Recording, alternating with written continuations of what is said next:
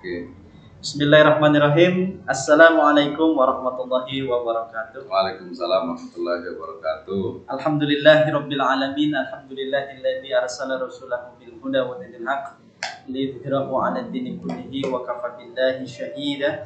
Allahumma fashalli wa sallim 'ala Muhammadin wa 'ala alihi wa sahbihi wa man tabi'a millatahu ila yaumiddin. Amma ba'du. Alhamdulillahirabbil alamin. Apa kabar semuanya, sahabat channel dari STT Sirajul Falah dan juga channel-channel yang menyiarkannya, Masya Allah, tentang Prodi Ekonomi Syariah S1 STT Sirajul Falah Bogor, Masya Allah. Baik, Alhamdulillah kita sudah berada di episode yang kedua tentang Bincang Kampus, ya. Bincang Kampus yang kedua tentang Prodi Ekonomi Syariah di STT Sirajul Falah.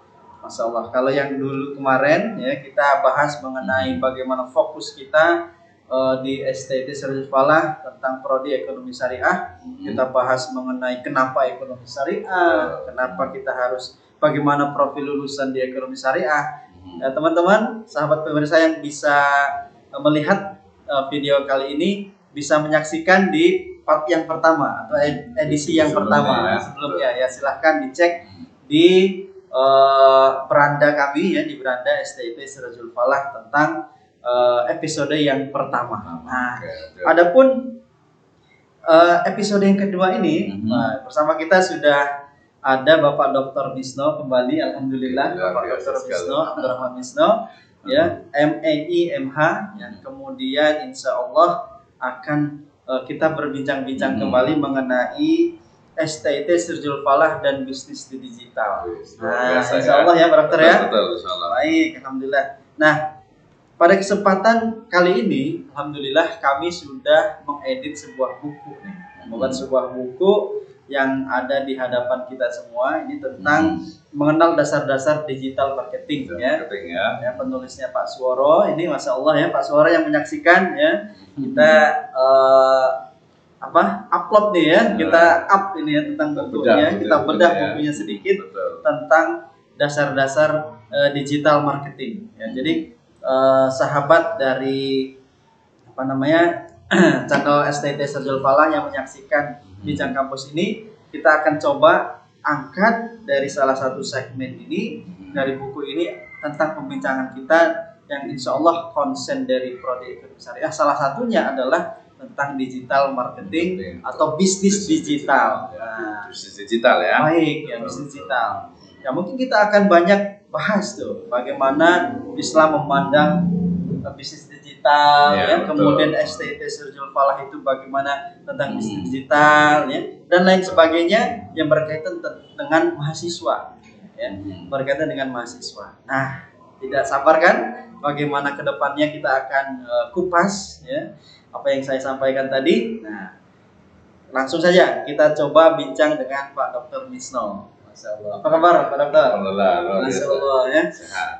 Alhamdulillah ya, kita di puasa Ramadan ya. Puasa Ramadan ini alhamdulillah kita lakukan edisi yang kedua. Baik.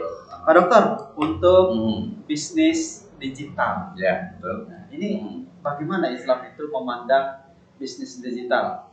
Iya, oke, terima kasih ya. Bismillahirrahmanirrahim. Alhamdulillah, wassalatu wassalamu ala rasulillah, mabad.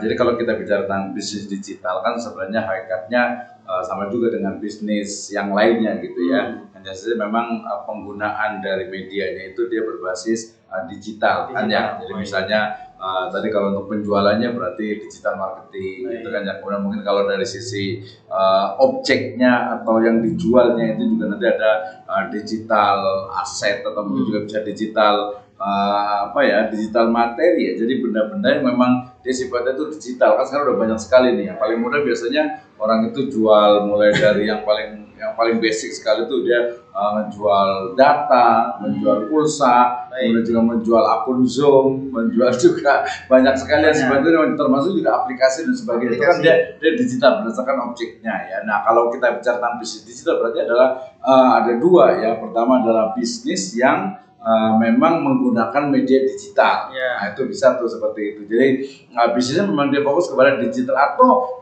benda atau mungkin yang dijual itu juga memang bentuknya itu digital. Nah, itu banyak sekali aplikasi-aplikasi. Misalnya kita beli jasa untuk akun Zoom misalnya gitu kan ya.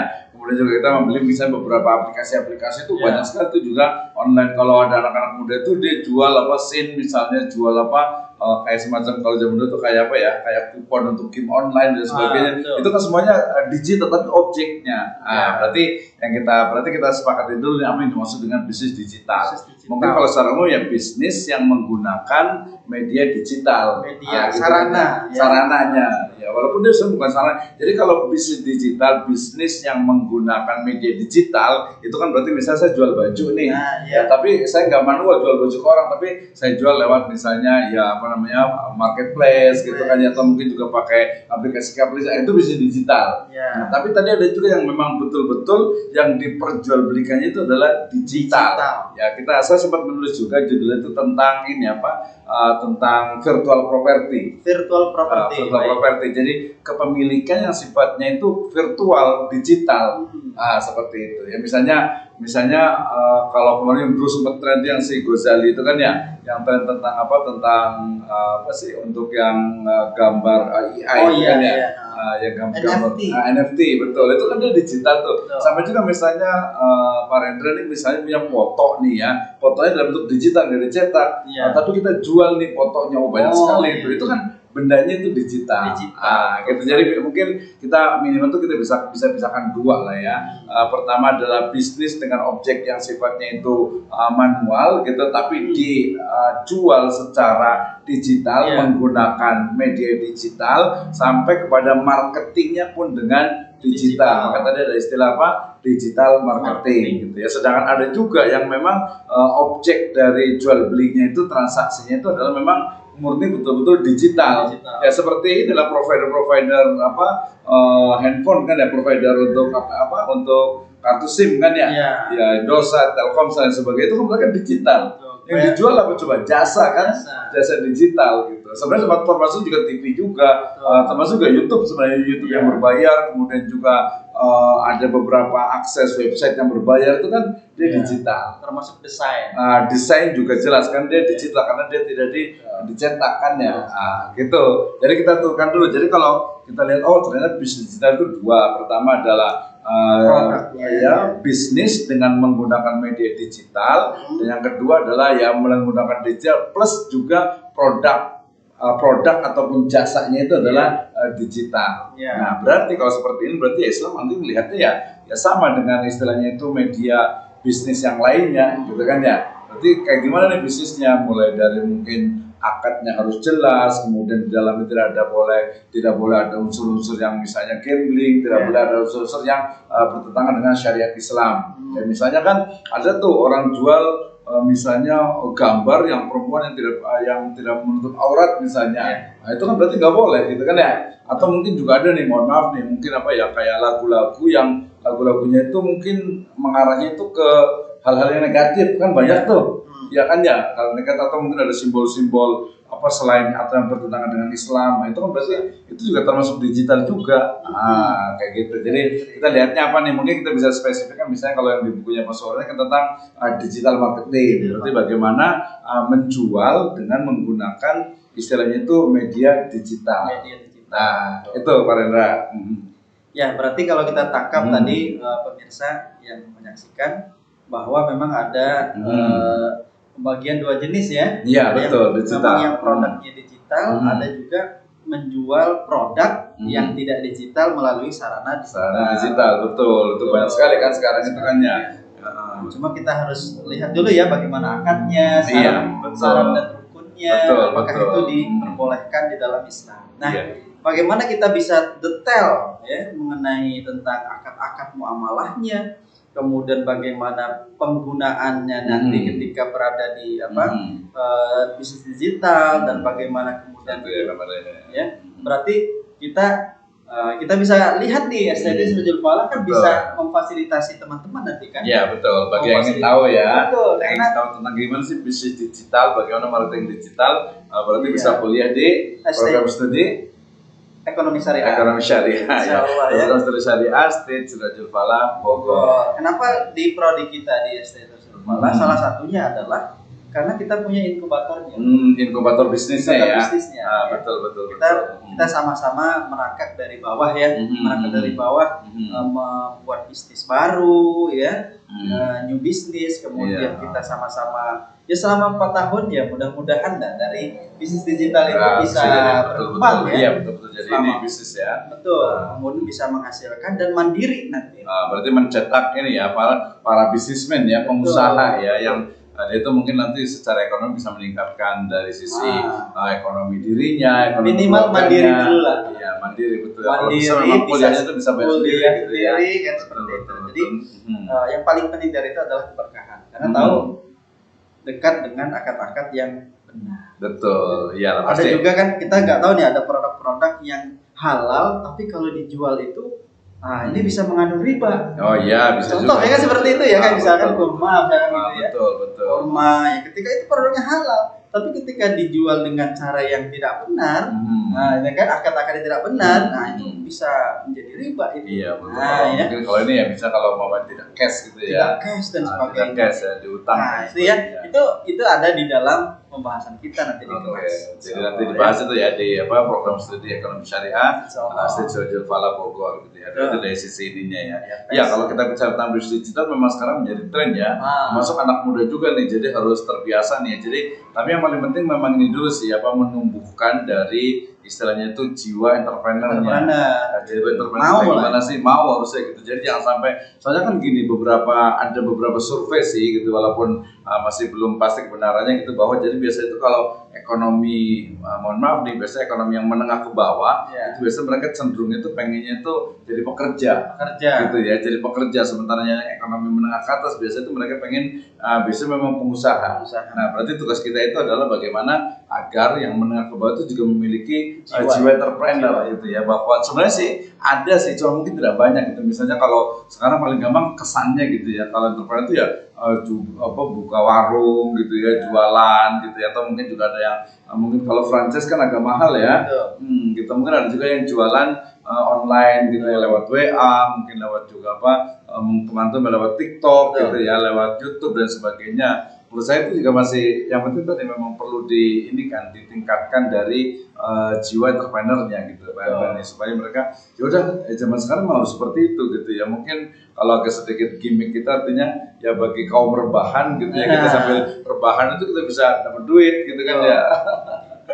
Baiklah, itu tadi penjelasannya Pak Dokter ya, terima kasih. Kita akan coba bertanya kembali nih.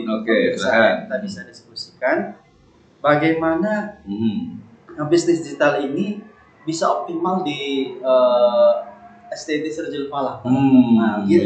Jadi rekan-rekan mahasiswa itu nanti ketika mendaftar ya, ketika membaca di kolom deskripsi ada link untuk pendaftaran ya, langsung mendaftar. Kemudian apa sih yang setiap semesternya itu mungkin runtutannya bisa optimal di STT Sirajul Falah. Nah, tentu kita harus bahas juga di Pak. Iya, betul. Iya. Tentang bisnis nih ya, atau tentang kan ada peminatan yang banyak nih ya. Ada akuntansi, ada kemudian perbankan, ada fikih dan muamalah. Tapi ada juga ada bisnis. Nah, kenapa bisa optimal di STT Sirajul Falah? Menurut Pak Dokter bagaimana? Oke, jadi pertama sebenarnya gini, kalau umpamanya kita ingin mencetak pebisnis gitu kan, pengusaha gitu kan kalau dalam struktur kurikulum itu kan dia harus mulai betul-betul dari awal. Ya, dari awal artinya tadi misalnya bagaimana seorang yang businessman itu, seorang pengusaha itu dia juga memiliki keyakinan yang kokoh gitu kan ya. Ya artinya berarti itu kan terkait dengan akidah, terkait dengan tauhidnya, termasuk nanti dalam konteks yang lebih luas itu adalah world view-nya. Jadi world view itu cara pandangnya, artinya sebenarnya lebih kepada world view itu ya. Jadi jiwa lah ya. Jadi pengusaha itu harus punya jiwa Islam. Jadi punya semangat syariat, punya semangat Islam. Jangan sampai ini banyak sekali nih kalau kita lihat itu ya hatta sampai yang doktor sekalipun, ada profesor juga itu karena jiwanya itu bukan jiwa Islam gitu. Walaupun dia belajar misalnya ekonomi syariah atau disiplin yang lainnya, dia nggak menyatu dengan jiwanya. Gitu. Jadi di semester 1 dan semester 2 tentu saja adalah kita gembleng bagaimana seorang mahasiswa itu agar memiliki ya kita sebut saja jiwa Islami Betul. lah gitu ya. Atau mungkin kalau bahasa sekarang itu kalau di di KSE itu dia menjadi ekonom robani ya. Betul, Jadi betul. untuk menjadi ekonom robani itu kan dia harus keyakinannya harus kuat, kemudian juga mindsetnya Betul. juga harus Islami, worldview-nya itu juga harus betul-betul dia ya sesuai dengan Islam. Betul.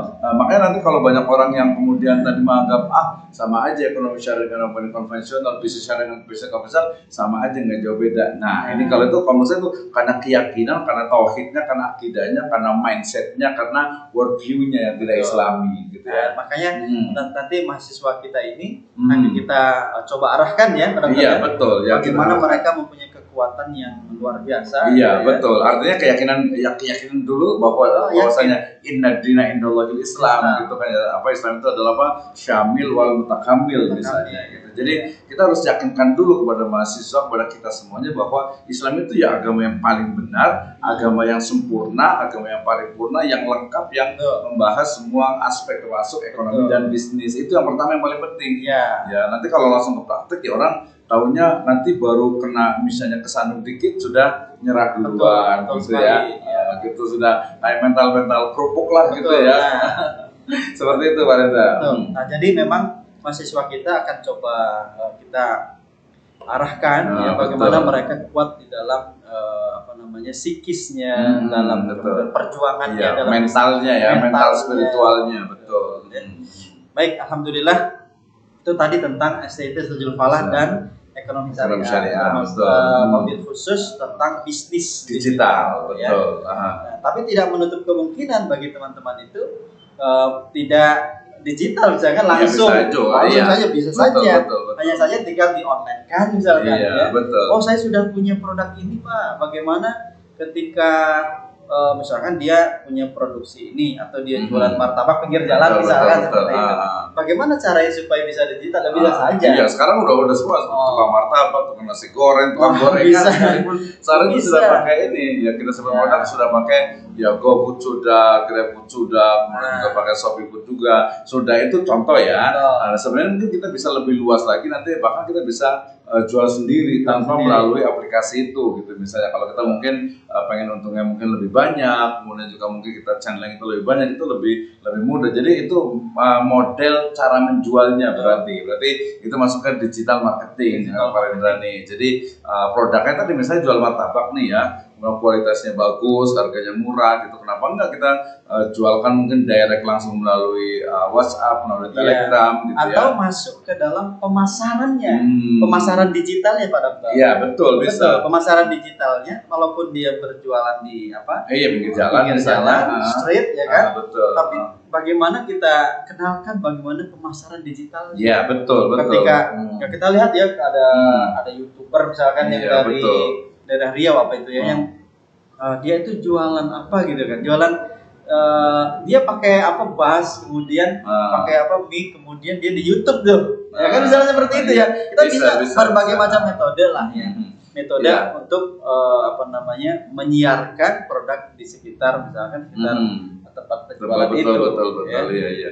Ya kita juga tadi berarti kan dia metodenya tuh cara menjualnya, dan itu memang sekarang sangat mungkin sekali karena semua orang sudah banyak sekali di Indonesia itu perkembangannya juga cukup pesat untuk setiap orang itu sudah terkoneksi ke internet gitu kan ya, ke WhatsApp, kemudian juga ke YouTube juga, kemudian juga ke aplikasi-aplikasi yang lainnya itu banyak sekali. Jadi memang ya itu untuk digital marketing memang seperti itu. Jadi memang ininya itu manual gitu ya, istilahnya itu benda produk dan jasanya itu memang manual gitu, tapi dijual secara digital. Iya, dan sekarang itu justru itu sebenarnya sangat menolong, artinya terutama nanti orang-orang kan misalnya gini, orang jual martabak nih misalnya gitu ya, dia kan di pinggir jalan tuh, nah di pinggir kan sewanya tuh mahal gitu. Ya udah mendingan kita jualan dari rumah sendiri, kemudian kita jual secara digital. Itu dia keuntungannya itu lebih banyak gitu. Jadi biaya untuk sewa tempatnya itu dia tidak ada di situ, diminimalisir lah gitu. Termasuk juga produk-produk yang lainnya sebenarnya. Makanya kita pengennya tuh mahasiswa kita tuh betul-betul bisa bisa mengambil celah lah, kesempatan.